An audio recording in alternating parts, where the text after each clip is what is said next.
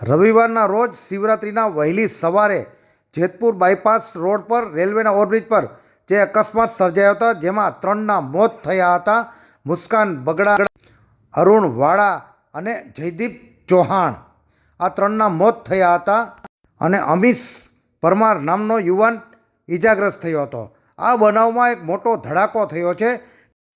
કારમાં 4 નહીં પરંતુ 5 વ્યક્તિઓ હતા અને આ દ્રશ્યોમાં આપ જે નિહાળો છો તેમાં જે ચાલક છે તેની એરબેગ ખુલી ગઈ હતી, એટલે કે તે ચાલકને કદાચ ઈજા નહીં પહોંચી હોય તેવું માનવાનું હતું.